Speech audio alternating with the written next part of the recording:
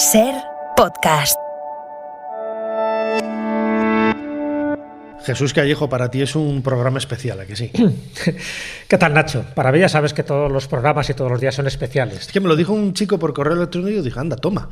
Y pues claro que es un programa especial, todos los días son especiales. Yo cada vez que abro los ojos por la mañana, a mí me parece maravilloso el poder disfrutar de la vida y de un montón de cosas, claro que sí. Totalmente, acuérdate lo que decía Albert Einstein, ¿no? Dice, hay dos formas de enfocar la vida, de que todo es un milagro o nada es un milagro. Yo creo que todo es un milagro, ¿no?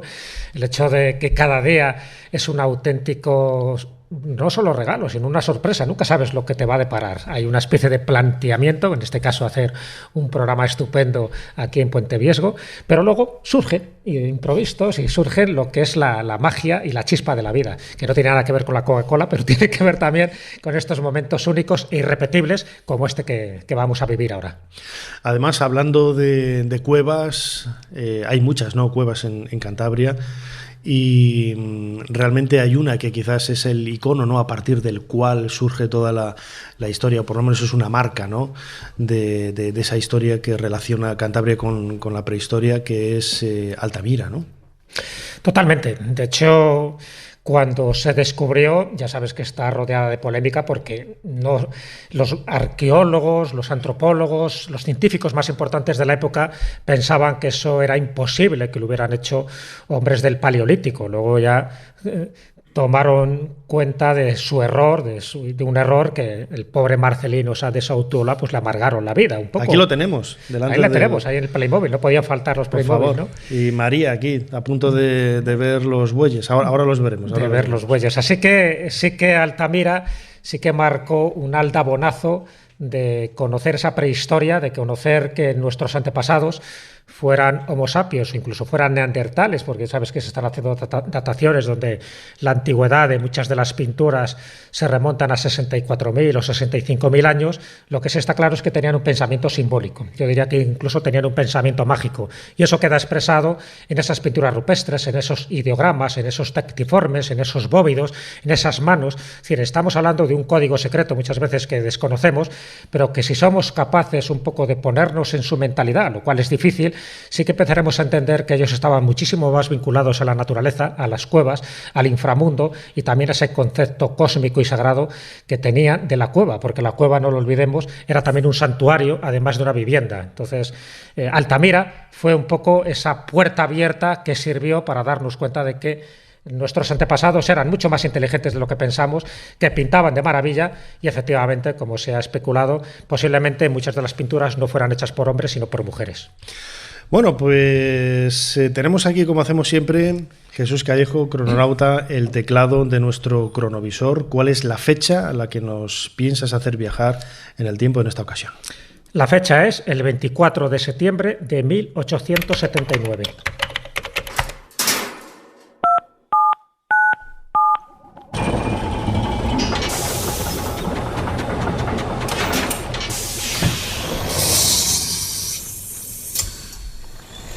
Adelante, pasen. Jesús Callejo les está esperando junto al cronovisor. ¿Qué es lo que buscamos, papá? Seguramente este lugar fue habitado por seres humanos hace miles de años. Algunos restos de su presencia han debido de quedar en el suelo de la cueva.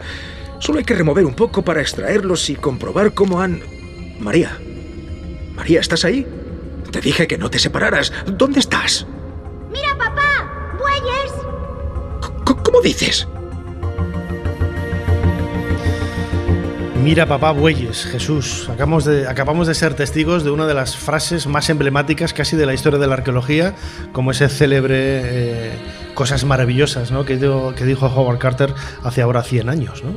Sí, son de esas frases que quedan por la posteridad, que fíjate que en principio es una frase sin mayor trascendencia. Mira, papá, bueyes, pero es que esos bueyes, esos bisontes, son los que dan pues un criterio y un conocimiento muy exhaustivo de lo que ahí se estaba fraguando, porque es verdad que en ese momento todavía nadie era consciente de la importancia que tenía. Fíjate que Marcelino, cuando está ahora con su hija, cuando hemos vivido este momento del cronovisor, no es la primera vez que visita la cueva, ya había estado de 3 años antes. Él tampoco la descubre, se descubre en 1868 por Modesto Cubillas, pero sí que en ese momento es cuando se pone el dedo en la llaga de algo fundamental.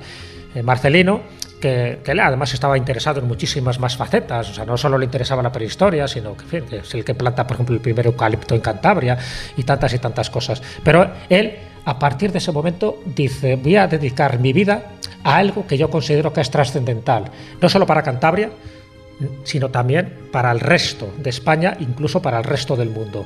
Es cuando acude, en fin, a lugares donde tiene que exponer públicamente sus conocimientos, sus hallazgos, es donde se da de frente y casi de tortas con los mejores arqueólogos que por entonces había, bueno, en este caso antropólogos y personas que eran auténticos expertos en las pinturas rupestres, como eran los franceses. Ahí estaba Cartayac y estaban todos los demás, como Harlet, que por cierto es el que viene comisionado a España, a Cantabria, para saber si son auténticas o no son auténticas. Y bueno, Eduard Harlet, en 1881, como bien sabéis, disipa las dudas diciendo que es un fraude. Dice: esto es un fraude, esto son pinturas modernas y encima pinturas chapuceras, y por lo tanto intenta dar carpetazo al asunto. Aún así, Marcelino dijo: yo sigo adelante, porque él estaba totalmente convencido de que estaba ante, bueno, pues una de las joyas del Paleolítico, y bueno, con razón, ¿no? Se ha llamado también un poco la Capilla Sistina del Paleolítico, de las pinturas rupestres. Yo siempre que dicen lo de la Capilla Sistina del Paleolítico, yo siempre corrijo, porque no habría que decir Capilla Sistina del Paleolítico. A la Capilla Sistina habría que decir la cueva de Altamira del Renacimiento. Hombre, por cuestión de cronología, claro. Evidentemente. Sí, es verdad que se utiliza muchísimo, igual que cuando también se utiliza lo de es la octava maravilla del mundo, ¿no? En cantidad de edificios que conocemos donde le colocan lo de la octava maravilla, empezando por el Escorial o terminando por Angkor Wat en Camboya. Dependiendo de lo que tengas más cerca de tu casa. Sí, lo que tengas más cerca y arrimando el ascua a tu sardina, ¿no? Pero bueno, eso es muy normal, y eso ya sabes que son también titulares periodísticos y mediáticos. Pero, mediúmnicos. Sí, también. Porque en el fondo... No, pero fíjate, porque en el fondo también, luego si hablamos un poco de la interpretación, sabéis que tiene también un carácter espiritual, un carácter chamánico, un carácter sagrado, muchas de las cosas que también aparecen descritas y reflejadas en las cuevas. Bueno, por desgracia, como sabes, Marcelino muere en 1888, ahí se queda un poco en stand-by el asunto, y cómo no, por hacer una rápida cronología de todo lo que pasó aquí en Altamira, pues al final Émile Cartayac en 1902 tuvo que reconocer su equivocación. Es cuando escribe La cueva de Altamira, mea culpa de un escéptico. Llega aquí a Cantabria, en fin, tiene que dar el reconocimiento y sobre todo pues casi la humillación de que habían amargado los últimos años de don Marcelino, y bueno, pues ahí queda ya un poco como un remanente de que hay que tener cuidado cuando alguien descubre un acontecimiento de ese tipo. También lo comentamos, ¿te acuerdas? En la cueva de Maltravieso, en Cáceres, donde también a Carlos Callejo, que no tiene nada que ver conmigo, pero también cuando lo descubre y descubre aquellas pinturas, la amargaron, en fin, le persiguieron, le intentaron denigrar, desprestigiar y tantas cosas, y al final dijeron: pues mira, tenías razón, le daban una palmadita en el hombro, pero mientras había cogido una depresión y posiblemente le habían quitado unos cuantos años de vida. Bueno, yo creo que hay que tener siempre esa perspectiva amplia. Nunca hay que negar todo ni quererlo todo en este terreno y en cualquier otro terreno, y aquí se vio clarísimamente, y mira tú por dónde, pues al final ha sido declarado Patrimonio de la Humanidad, y a día de hoy sigue siendo todo un misterio. Es decir, que ahora podemos especular un poco lo que representan esos bisontes en Altamira, ¿no? Pero fíjate que hay cuevas aquí en Puente Viesgo donde no hay ninguna que no tenga algún misterio, empezando por la Pasiega y esa famosa inscripción de la Pasiega, que posiblemente sea una especie de protoescritura, y también en el castillo, en las manos, las vulvas, por ejemplo, que han quedado reflejadas. En fin, todos los ritos, como tú bien sabes, Nacho, parece que hay como 4 finalidades en los ritos mágicos que se hacen en el interior de una cueva, sea las de Cantabria, sea la cueva de Ardales, sea la de Maltravieso o sea la de Lascaux. Es decir, los ritos siempre están fundamentados en o bien ritos de iniciación, ritos de paso, o bien tiene que ver con ritos de fertilidad, o bien tiene que ver con ritos de destrucción, es decir, de aquellos animales depredadores que te quieren atacar, ¿no? O bien tiene que ver pues con esa finalidad apotropaica de protección y de santuario, donde tú consideras que esa cueva y esas pinturas te están defendiendo y protegiendo no solo de peligros físicos, sino también de peligros, vamos a llamarle, místicos o espirituales. Pues fíjate, hemos invitado en este viaje a la cueva de Altamira a ese año de 1879, en el momento del descubrimiento de las pinturas, a un buen amigo que seguro que ni en el mejor de sus sueños pensaba que iba a estar junto a María y a su padre Marcelino Sáenz de Sautuola siendo testigos del descubrimiento de estas pinturas. Mariano Fernández Urresti, bienvenido de nuevo a Ser Historia. ¿Qué tal? Muy buenas. Encantado de estar con vosotros. ¿Te la imaginabas tan pequeña, María? Me la imaginaba pequeña, sí. Sí, ¿no? Él acaba de publicar La pintora de bisontes rojos con la editorial Almuzara. ¿Cuántos libros has escrito ya? ¿Una veintena? Publicados más. 29. 29 ya. Uf. Entre ensayo y novela. Y en este caso ahondas, ¿no? Un poco en esa historia del sexo, ¿no? Del género que pudo haber pintado las pinturas. Una polémica que en la última década, las 2 últimas décadas, ha suscitado mucho debate. Sí, bueno, en primer lugar tengo que disculparme porque yo soy historiador, no prehistoriador, y en este caso soy novelista. Y la novela te permite hacer un ejercicio de imaginación y estirar esa imaginación hasta donde es permisible. Pero hace 8 años, con más miedo que vergüenza, subí a hablar con José Antonio Las Heras a Altamira. Yo vivo en Santillana del Mar, y le planteé la idea de que, bueno, desde pequeñito, cuando éramos escolares, nos llevaban a Altamira y siempre hemos escuchado hablar de El pintor de Altamira. Claro. Y yo le planteé a José Antonio mi idea de una novela en la que hubiera una pintora de Altamira, es decir, no necesariamente un hombre, sino, ¿por qué no, una mujer, una chamán?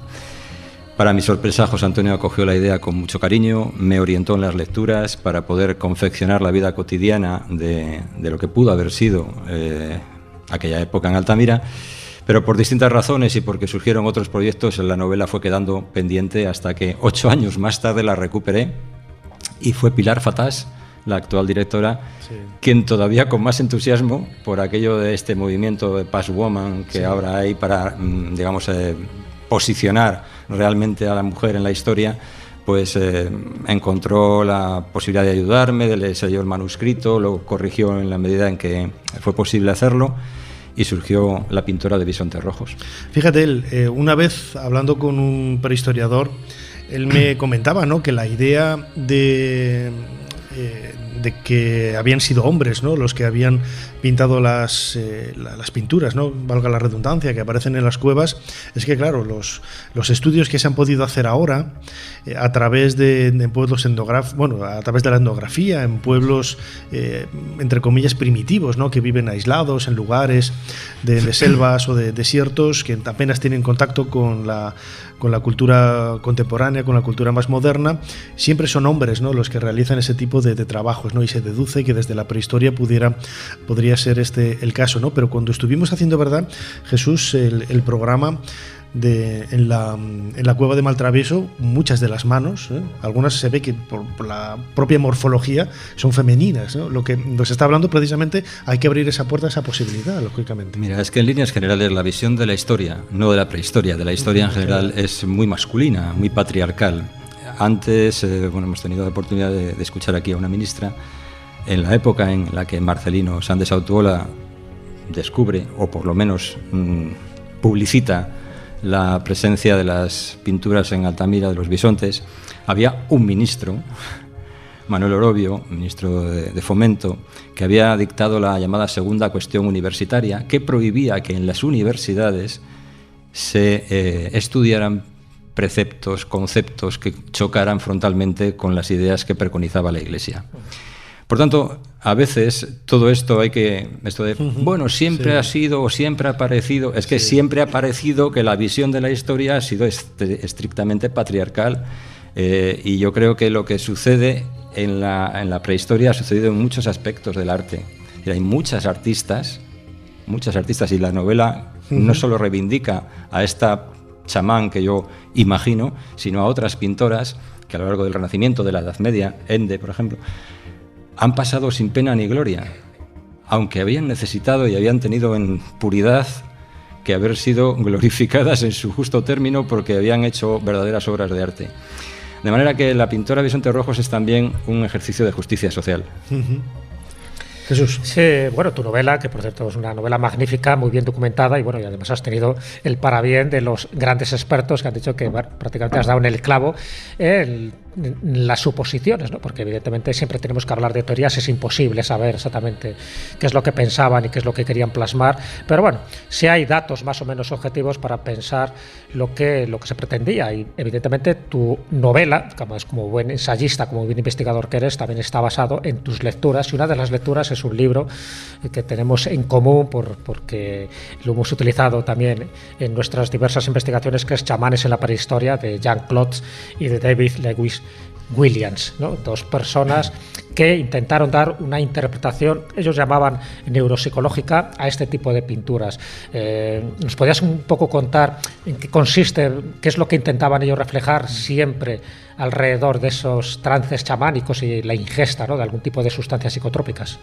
Bueno, a lo largo de la historia se han planteado distintas posibilidades de interpretación de las pinturas rupestres, desde la magia simpática, del totemismo, el arte por el arte, el estructuralismo, el Leroy Gourand, por ejemplo. Y esta propuesta que tú planteabas para un novelista era la más seductora. Muy atractiva, claro. Claro. Que sí. Entonces, yo insisto, es una novela. Es verdad que la vida cotidiana me he esforzado en recrearla lo mejor posible, según Pilar Fatás lo he elaborado, pero es una novela. Y entonces, desde ese punto de vista para un novelista, la posibilidad que plantea Jean Clotes era pues muy seductora, como decía. La idea de que la pintura o las pinturas rupestres tuvieran que ver con ese concepto chamánico que es común a muchos pueblos cazadores-recolectores y que significaría el resultado de un viaje, el viaje del chamán. Gracias al consumo de sustancias psicotrópicas, gracias a estados alterados de conciencia, realizaría un viaje en el transcurso del cual aparecerían signos que después hemos encontrado en las cuevas, claviformes, tectiformes, signos que aparecen a lo largo de ese viaje, a lo largo de una especie de, dice Jean Clotes, túnel de luz que conduce al chamán al otro extremo del mundo, al otro mundo, a aquel en el que el chamán ejerce de equilibrio entre esta realidad, la de la gente, y la otra, la realidad, la de los espíritus. Y ahí encuentra al espíritu totémico, al animal espíritu con el que se comunica. Y eso es lo que queda un poco reflejado en las pinturas. Claro, y eso explicaría el por qué solamente, según esta teoría, en algunos paneles de las cuevas se pinta y en otros no, porque habría un lugar o zonas de la cueva donde esos dos mundos estarían comunicados prácticamente por una especie de membrana muy sutil, y sería esos lugares por los cuales el chamán penetraría en esa otra realidad para desde allí tratar de beneficiar a su comunidad. Bien, como te decía, si hay algún problema de fertilidad en las especies animales que cazaban, reequilibrar ese ecosistema para que los espíritus fueran favorables a la caza o pudieran curar a las enfermedades de unas personas, etc. En fin, es un poco la idea esa. Y como te digo, desde un punto de vista de una novela, pues era la propuesta más seductora, la que más rica podía resultar para desarrollar la trama que yo pretendía urdir a propósito de la pintura de Altamira, porque además es la relación de dos mujeres separadas por 16.000 años de diferencia. Aya es la chamán, pero hay otra chica que colabora con Pedro Saura y Matilde Musquiz en la pintura de las neocuevas y de la neocueva, y entonces las dos mujeres están psíquicamente unidas por esas pinturas, pero separadas cronológicamente por 16.000 años. Qué historia más bonita, ¿no, Jesús? Un día tendremos que hablar de arqueología psíquica, ¿no? Esos descubrimientos que se han realizado, pues, dejándose llevar, ¿no? por esos pálpitos, por esos sentimientos. Yo conozco, como buen egiptólogo, ¿no? Como buen egiptólogo, muchos compañeros expertos que casi podríamos decir, aunque no lo van a reconocer abiertamente luego en una publicación, casi han contactado, ¿no? con las personas que viven o han vivido, mejor dicho, en el lugar donde ellos están trabajando, incluso con los artistas, ¿no? Que han pintado esos dibujos, esas pinturas tan coloridas en tumbas en la orilla oeste de Luxor. Jesús, ¿qué son las pinturas? ¿Qué representan? Pues qué pregunta, ¿no? Ojalá lo supiéramos todos y se acababa el misterio. Yo creo que precisamente ahí está la gracia de ese misterio, que cada uno tiene su interpretación, su teoría, posiblemente todas sean válidas, porque es verdad que no hay un código general. Es decir, cuando tú ves una mano en una cueva y la ves en otra, parece que significa lo mismo y que va. En unas puede ser una mano de advertencia, en otras puede ser una mano que te está haciendo como un seguimiento por donde tienes que ir a la cueva, otras puede ser de peligro, otras puede ser sencillamente del contacto con el espíritu, con la entidad que está detrás de la piedra, en fin, tantas y tantas cosas. En el caso de las pinturas, sobre todo cuando son pinturas tan complejas como las que aparecen en Lascaux, ¿no?, con toda la escena del pozo, o las que aparecen en La Pasiega con esa famosa inscripción, ¿no?, que en fin, que es muy extraña porque da la sensación de que estás transmitiendo un tipo de mensaje, y que a día de hoy se ha especulado muchísimo. Si hablamos, por ejemplo, de los bisontes que aparecen en Altamira, sabes que se han dado muchas interpretaciones, porque, en fin, son demasiado perfectos, están además colocados en una zona donde tú los tenías que ver precisamente colocado boca abajo, como si fuera una bóveda celeste. Sí, José Antonio Las Heras me comentaba también el volumen que tiene, ¿no?, en la pared de la cueva, que casi te da la sensación de que están saliendo, no están aprovechando esos salientes de la roca natural para pintar el volumen, ¿no?, del toro, del bisonte en ese lugar. Incluso da la sensación, ¿no?, de que tienen movimiento, ¿no?, con ese movimiento, valga la redundancia, un poco de las patas. La verdad es que son pinturas sensacionales. Claro, y entonces ahí es donde se ha empezado a establecer teorías que para mí son muy sugerentes, son muy fascinantes, porque lo entroncan también con esa bóveda celeste, es decir, que no es casual que lo tengas que ver de esa manera, mirando hacia arriba, ¿no? No es lo mismo pinturas que están a la entrada de una cueva, de un abrigo rocoso, que las que están en el Santo Santorum, que están al final. Es decir, la interpretación, el simbolismo y la intencionalidad es totalmente diferente, eso no cabe ninguna duda. Pero que estén en el techo, donde tú las tienes que ver de esa manera, es lo que ha servido, por ejemplo, para que Luz Antequera, que estamos hablando de una doctora de Bellas Artes de la Universidad Complutense de Madrid, haya establecido, ya tengo una teoría que a mí me llama la atención, ¿no? Yo, si fuera también novelista, tiraría en ese sentido. Ella considera que lo que está representando son constelaciones, es decir, que sería una bóveda celeste que está representando constelaciones de nuestra Vía Láctea, de nuestra galaxia, y que, según el animal, está representando también una constelación, y que además todas ellas están girando hacia un punto central que sería el Polo Norte, pero el Polo Norte situado hace 14.000 años. Fíjate que ya nos daría una fecha precisa, un poco esta arqueoastronomía que ahora está tan de moda, para saber en qué momento se pudieron realizar esas pinturas en concreto.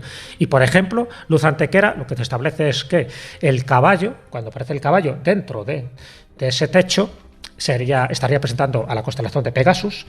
Cuando aparece un bisonte hembra, sería la representación de la Osa Mayor. Cuando es un bisonte que vuelve la cabeza, sería Perseo. Cuando es un jabalí, el jabalí que está justo a la entrada, estaría representando a Can Mayor, y cuando es la gran cierva, representaría a Sagitario. Evidentemente no hay forma de comprobar que esto sea así. Bueno, pero se ha dicho de otras cuevas, ¿no? Claro, por eso de Lascaux, esos puntitos, ¿no?, que parecen representar las Pléyades. Sí, estaría también representando a Tauro, a Orión. Hay muchísimas más donde esto se puede concebir como algo muy representativo y aplicando un principio básico de los pintores que hicieron aquello. Pintaban lo que veían. Es decir, que es verdad que hay idiomorfos que tienen que ver con puntos, con rayas, con zigzags, y que representarían a lo mejor la primera fase de ese trance chamánico que contaba Mariano. Pero es que ellos, en general, estaban pintando lo que veían.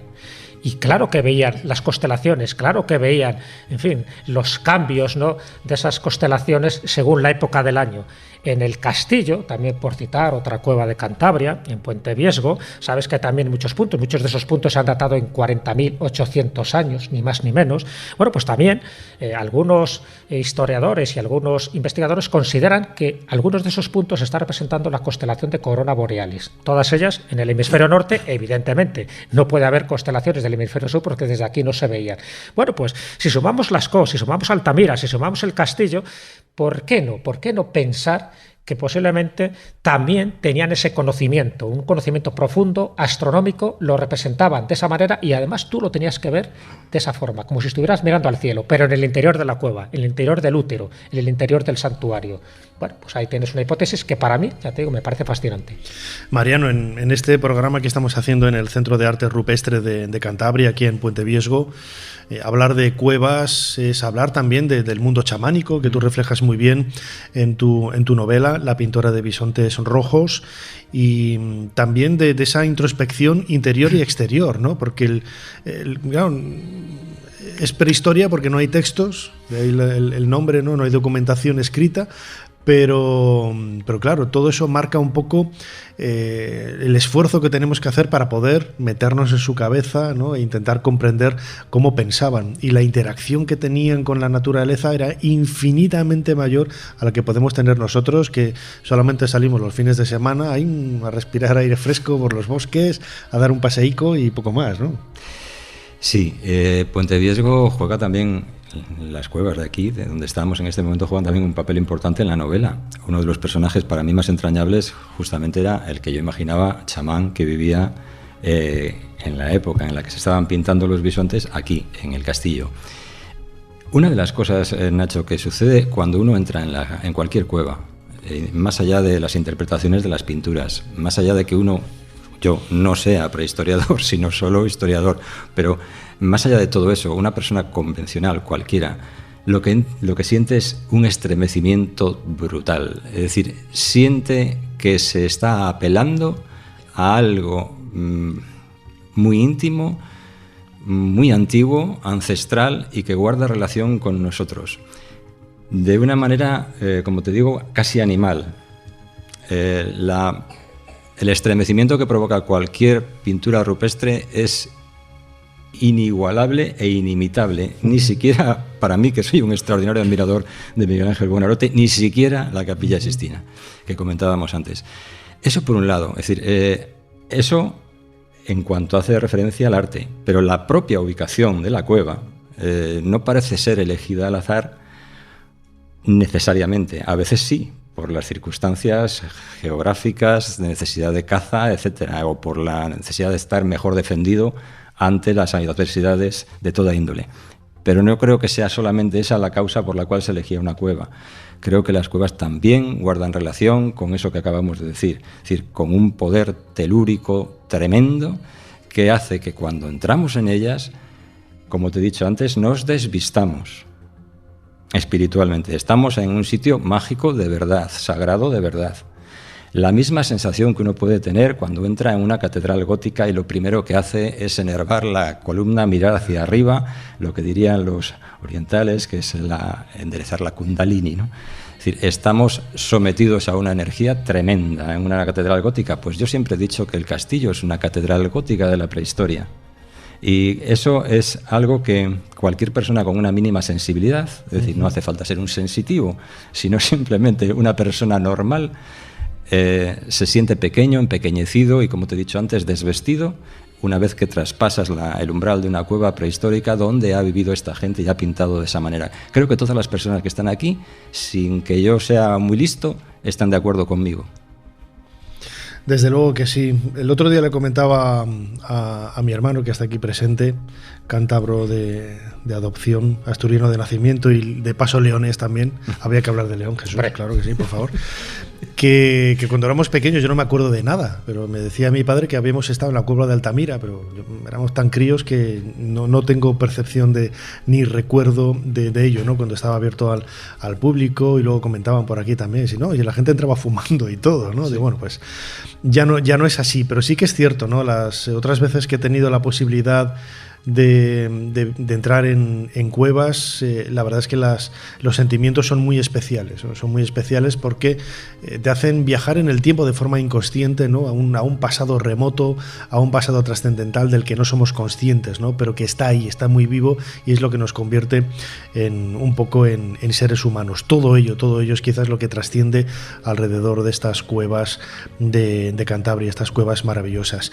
Mariano Fernández Urresti, autor de La pintora de bisontes rojos, publicada por Almuzara. Como siempre, amigo, muchísimas gracias por habernos ayudado a hacer un poquito más de historia. Pues muchísimas gracias a ti por invitarme a viajar en el tiempo, que es lo que más me gusta. Claro que muchísimas gracias. Ahora no te muevas de ahí, que tenemos que volver al presente, que si no vamos viados.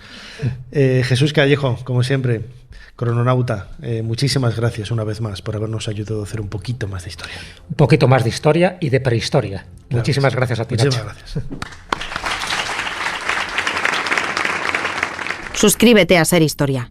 Todos los episodios y contenidos adicionales en la app de Cadena SER y en nuestros canales de Apple Podcast, Spotify, iVoox, Google Podcast y YouTube. Escúchanos en directo en la SER los domingos a la 1:30 de la madrugada. Cadena SER. La radio.